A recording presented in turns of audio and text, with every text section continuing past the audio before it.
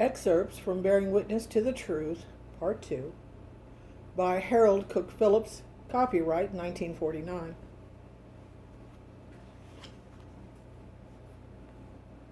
As the book of Proverbs puts it in Dr. Moffat's translation, man's conscience is the lamp of the eternal, flashing into his inmost soul. Reference Proverbs 20:27. So if, as we have argued, God is our guarantee that truth is imperishable, we may say now that truth is our assurance that God is real, ever-present, and inescapable. This moral universe rests on the being of God, who is its creator and sustainer. To say this, of course, is to say that morality has cosmic significance.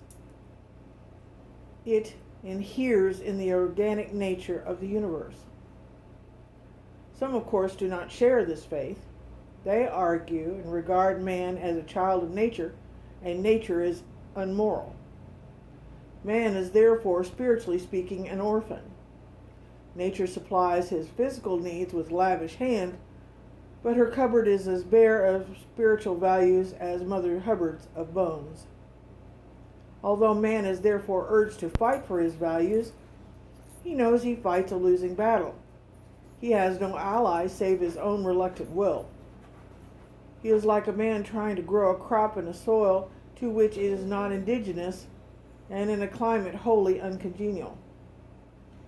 His attempt, therefore, is arbitrary and artificial, and in the long last will prove futile. This is the verdict of the materialistic himself.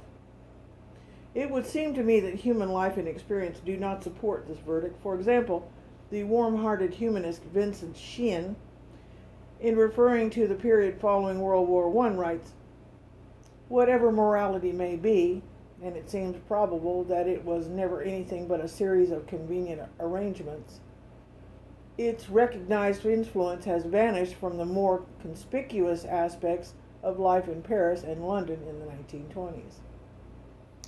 Incidentally, I do not see why Sheehan should have omitted Washington unless he wanted to infer that, in the period in which he writes, morality had vanished from there sooner.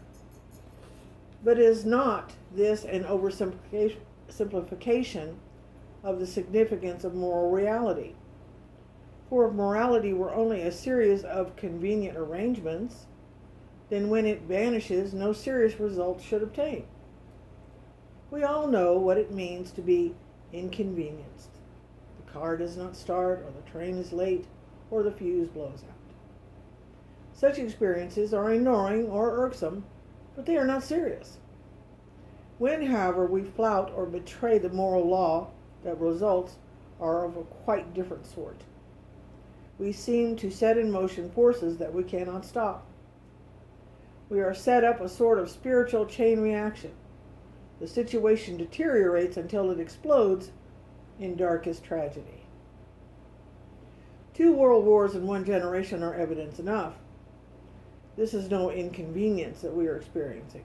This is the judgment of God upon a generation that is so morally stupid that having eyes it sees not. For the plain fact is, whenever London, Paris, Washington, or Moscow, individually or collectively, substitutes trickery, expedience, or treachery for what Robinson of Brighton called the grand simple landmarks of morality, the result is that, like some blind Samson, we shake loose the foundations of the temple of our civilization and send it crashing down in wholesale devastation and death upon ourselves. This is why the morally mature are never so sure of God as in those very periods when the superficial are least sure of him. For the mature see chaos and tragedy against the background of the moral integrity of the universe, upheld by that very being of God. To resist or betray the moral realities of such a universe is how we clearly see to court disaster. As John Bright once put it, the moral law was not written for men alone in their individual character, but it was written as well for nations. If nations reject and deride that moral law, there is a penalty which will inevitably follow. It may not come at once, it may not come in our lifetime, but rely on it.